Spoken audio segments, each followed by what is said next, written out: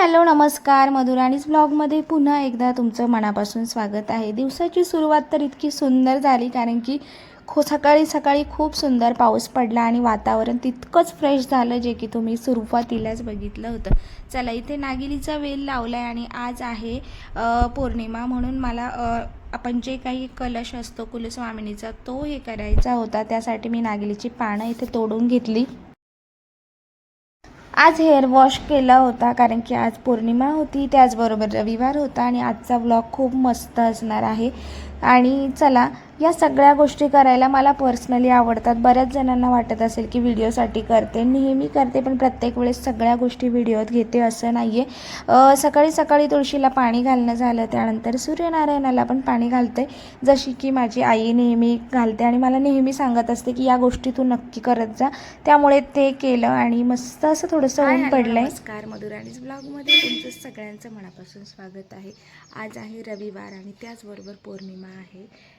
सकाळी छान पाऊस पडत होता, सकाळी सकाळी जो तुमच्यासोबत सकाळचा व्ह्यू इतका मस्त होता आणि आता छान असा ऊन पडलंय। चला, देवपूजा करून घेते आणि त्यानंतर मग बघूया आजच्या व्हिडिओमध्ये काय काय होतंय ते।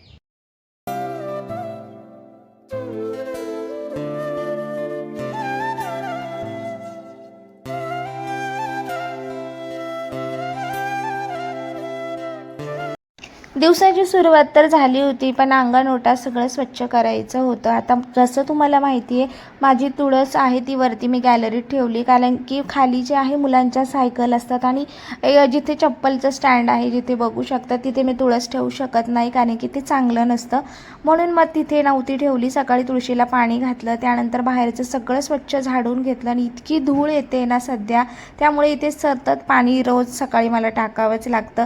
आज पौर्णिमा आहे, उंबरटले पण करायचं माझ्याकडनं राहून गेलं, म्हणजे मी नेहमी करते पण गोमूत्र वगैरे बऱ्याच गोष्टी अवेलेबल नव्हत्या। त्याचबरोबर भरपूर अशा गाया आमच्याकडे येत असतात, तर त्या आल्या, त्यामुळे मुलं खेळता खेळता पटकन मध्ये आली आणि मनी प्लांट इतका सुंदर झाला आहे ना, तो व्यवस्थित मी लावून घेतला आणि दारासमोर पटकन छोटीशी रांगोळी काढून घेतली कारण की अजून बरीचशी कामं माझी इथे बाकी होती।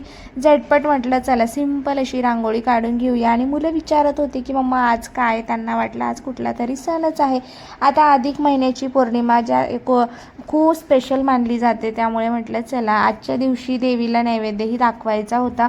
बरेच जण धोंड्याच्या महिन्यामध्ये आपली जी कुलस्वामिनी आहे तिची ओटी भरतात, मंदिरात जातात वगैरे, पण सगळ्या गोष्टींसाठी आपल्याला बाहेरच जायला हवं असं नाही आहे। ज्यावेळेस आपलं असं मंदिरात किंवा कुलस्वामिनीला जो कुळाचार असतो तिकडे जाणं होत नाही, त्यामुळे आपण घरामध्ये जी काही कुलस्वामिनीची जो मंगल कलश असतो कुलस्वामिनीच्या नावाने तो आपण भरत असतो। तर म्हटलं चला कुलस्वामिनीच्या नावाने जो मंगल कलश आहे त्याच्यासमोरच आपण ओटी भरूया। आणि हा मंगल कलश पौर्णिमेच्या दिवशी, अमावस्येच्या दिवशी हा नारळ बदलला जातो आणि त्याच दिवशी त्याची स्थापना देखील केली जाते। पण असं म्हटलं चला हे सगळं करायचं आहे, त्याआधी मस्त आपला दरवाजा वगैरे, कारण की आपलं प्रवेशद्वार स्वच्छ असलं की आपल्यालाही फ्रेश वाटतं, त्यामुळे ते करून घेऊया। त्यानंतर घर तर क्लीन केलंच होतं, फरची वगैरे पुसायची बाकी होती। अशा पद्धतीने सगळं सकाळी सकाळी आवरून घेतलं की नंतर नैवेद्य बनवायला, देवपूजा करायलाही छान वाटतं। आता तुम्हाला या सगळ्या गोष्टी जितक्या फास्ट दिसतात ना, तितक्या जर खरंच झाल्या असत्या तर किती बरं झालं असतं ना, पण या सगळ्या गोष्टींमागे भरपूर मेहनत असते आणि त्याचबरोबर जर व्हिडिओ काढायचा म्हटला तर मेहनत डबल पटीने वाढते। आता हे जे कोणी व्हिडिओ क्रिएट करताना त्यांना नक्कीच या गोष्टी माहिती असतील। चला, आता मला ना बऱ्याचदा असं होतं की मी खूप दिवसापासून व्हिडिओ स्टार्ट केले, अजून त्याचं मला काही फळ तर मिळालं नाही, पण असं कोणत्याही गोष्टीत सातत्य ठेवलं की एक ना एक दिवस फळ मिळतं, म्हणून म्हटलं आपली जी आहेत ना जे काही कन्सिस्टन्सी आपण ठेवू शकतो ती ठेवूया आणि करूया। चला, कारण की ते तर आपलं चालूच आहे, काम मी करतेच आहे, पण आपलं डेली रुटीन पण चालू आहे, त्यामुळे याचा वेगळा कुठला माझा खर्च होत नाही की मी व्हिडिओसाठी खूप खर्च करते आणि ती एक मला सवय पडली आहे। त्यामुळे चला आता इथे मी बघा मंगल कलशाची स्थापना करते।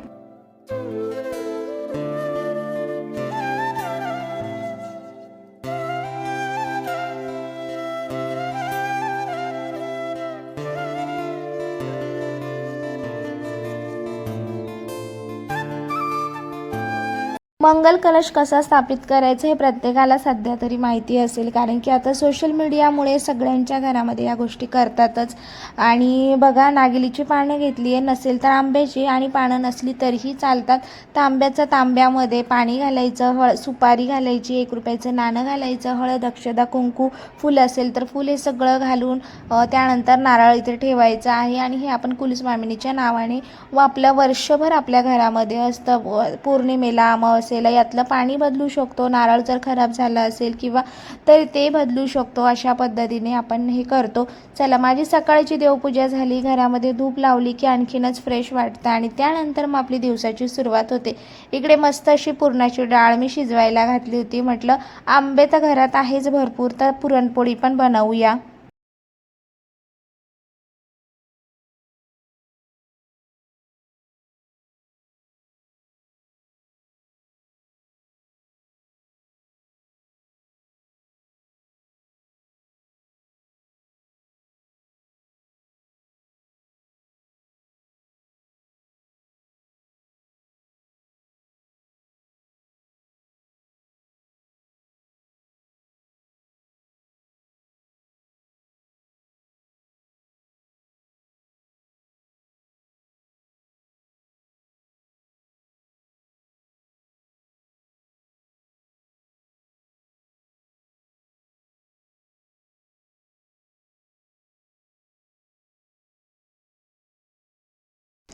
आजची पुरणपोळी खूप जास्त सुंदर झाली होती. लास्ट टाईम ज्यावेळेस मी ताईन ते आले पुरण बनवलं त्यावेळेस ते थोडंसं पातळ झालं होतं, पण यावेळेस पुरण पण परफेक्ट झालं. आणि विचारूच नका, पुरणपोळ्या पण खूप सुंदर झाल्या, ज्या तुम्हाला पुढे दिसतीलच. आणि इतके सगळे आंबे आहे म्हणूनच पुरणपोळी करण्याचा बेत गेला. त्याचबरोबर अधिक महिन्याची पौर्णिमा आहे, देवीला छान असा पूर्णावरणाचा नैवेद्य होईल असं विचार केला. आणि म्हटलं चला, मंदिरात नाही तर घरामध्ये तरी आपण ओटी भरू शकतो, म्हणून मग इथेच ओटी भरायचं पण विचारमध्ये डोक्यामध्ये चालला होता. सकाळपासून इतकं काम चाललं होतं आणि भूक लागली होती, नाश्त्याची सवय आहे. म्हटलं ओटी भरल्याशिवाय काही खायचं नाही, म्हणून थोडंसं दूध गरम करून घेतलं पिण्यासाठी. इकडे मस्त अशी कटाची आमटी बनवायला घेतली होती. आता सगळा स्वयंपाक डिटेलमध्ये तर काही दाखवला तर व्हिडिओ फार मोठा होतो. सगळेजण सगळ्यांच्या घरी मस्त असा पुरणाचा स्वयंपाक जिकडे जशी पद्धत आहे तसं बनवतात. आमच्याकडे याला सार म्हणतात, बऱ्याच ठिकाणी कटाची आमटी देखील म्हणतात किंवा येळवण्याची आमटी असं मी ऐकलंय, सो तशाही म्हणतात. चला, इकडे मस्त असा भात टाकलाय, कटाची आमटी झाली आहे, पीठ मळून ठेवलंय, भज्यांचं पण पीठ इथे भिजवलंय. आणि म्हटलं आता इथे आमरस बनवून घेऊया, कारण की तो थंड होण्यासाठी मला फ्रीजमध्ये पण ठेवायचा होता. आणि आमरसचा कलर बघा, कुठलंही थोडंसुद्धा पाणी नाही, दूध नाही, काहीही घातलेलं नाही आहे. घरचा नॅचरल पिकलेला केशर आंबा आहे. आता जसा म्हणजे एक जवळजवळ 15 दिवस झाले तसे आम्ही आंबे खातोय, नॅचरली पिकवलेले असल्यामुळे. आणि खाण्याच्या आधी आम्ही पाण्यात टाकतो, त्यामुळे कोणालाही कसलाही त्रास होत नाही. किंवा बऱ्याच जणांना आंबे गरम पडतात किंवा चेहऱ्यावरती पिंपल्स येतात असंही ऐकलं आहे खूप सारे आंबे खाल्ल्यामुळे. आम्ही 15 दिवसापासून रोज सकाळ संध्याकाळ आंबे खात असतो आणि कुठलाही साईड इफेक्ट आम्हाला झालेला नाही आहे.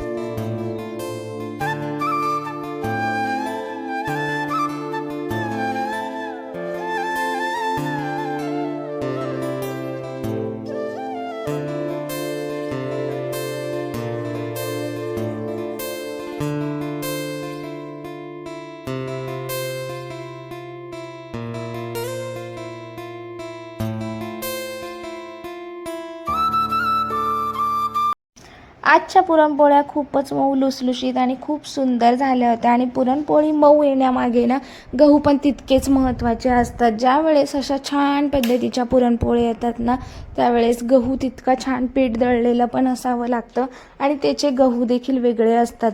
आता खानदेशात जे मांडे बनवतात ना, ते लोकांकडे गहू तर वेगळेच असतात आणि त्यांचं ते पीठ मळण्याची पद्धत देखील वेगळी असते. आणि बघू शकतात इतक्या सुंदर पोळ्या झाल्या ना, आज पोट भरलं होतं, मात्र मन अजिबात भरलं नव्हतं. आणि माझंच नाही तर सगळ्यांचं असंच म्हणणं होतं. त्याचबरोबर मस्त अशी कुरडई, पापड हे सगळं तळून झालं. आमरसचा सीझन असला की प्रत्येकाच्या घरी भरपूर वेळा आमरस आणि पुरणपोळ्या होतात. आमच्याकडे अजूनही एकदा दोनदा तरी केल्याच जातील. चला आता स्वयंपाक छान झाला आहे, नैवेद्य भरला होता म्हणून म्हटलं चला ओटी भरून घेऊया. आणि पौर्णिमा संपणार होती 2 वाजेला, त्यामुळे 12पर्यंत माझं सगळं आवरलं होतं आणि 12 वाजताच मी नैवेद्य दाखवायला वरती गेले, कारण की आमचं देवघर वरती आहे. आणि ते बघा साडी नव्हती पण नवीन असा कोरा ब्लाऊज पीस होता. सो आपल्याकडे जसं आहे तसं भरलं तरीही चालतं. सो नैवेद्य दाखवला, त्यानंतर ओटीमध्ये मी सगळं जे काही असतं म्हणजे हळद कुंकू अक्षदा, फूल पण नव्हतं माझ्याकडे, घरामध्येच खोबऱ्याची वाटी घेतली, त्यामध्ये हळद कुंकू अक्षदा, त्यानंतर बांगड्या आणि मंगळसूत्र असं सगळं ओटीमध्ये घेतलं. आणि जी कुंकुवाची डब्बी होती ती घेतली आणि स्वतःला हळदी कुंकू लावल्यानंतर कलशालाही लावला. आणि कलश हाच कुलस्वामिनी म्हणून त्यांच्या कलशासमोरच मी इथे ओटी ठेवली. अशा पद्धतीने सिंपल पद्धतीने घरातल्या घरात मी कुलदेवीची ओटी देखील भरली. सो तुम्ही देखील असं केला असेल किंवा मंदिरात गेले असाल तर नक्की तुम्हाला कसा वाटला नक्की सांगा. आणि काही चुकलं असेल तर थोडंसं कमी जास्त होऊ शकतं, कारण की प्रत्येकाची पद्धत वेगळी असते. शेवटी आपली श्रद्धा आणि भाव महत्त्वाचा, आपण जे करतोय त्याच्या मागे. सो असं माझं म्हणणं आहे. आणि साध्या सिंपल पद्धतीने मी ज्या गोष्टी आहेत ना त्या मी करत असते, त्यामध्ये मी स्वतःला गुंतवून घेते. म्हणजे त्याचा जे मला भाव म्हणजे काय म्हणतो ना, आनंद मिळतो ना, तो वेगळाच असतो. चला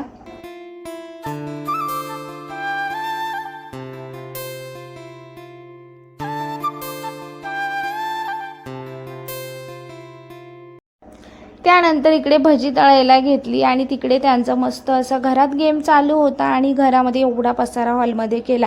पण मी स्वयंपाक करते म्हणून मी बोलले होते की इकडे येऊ नका, त्यामुळे तिकडे त्यांचं बडबड काहीतरी चाललेलं होतं. आज मस्त अशी बटाटा भजी बनवली होती. आता जेवायला बसायचं म्हणून बाकीची भजी मी नंतर अशी गरमागरम बनवली आणि सगळ्यांनी एकत्र मिळून जेवण केलं, जे की सगळ्यांना खूप आवडलं. आता इतकं छान जेवण केलं आहे म्हणजे झोप पण मस्तच येणार. तर आजचा व्हिडिओ मी इथेच थांबवते. व्हिडिओ आवडला असेल तर लाईक करा, शेअर करा, सबस्क्राईब करा. भेटूया पुन्हा एकदा एका नवीन ब्लॉगमध्ये. बाय.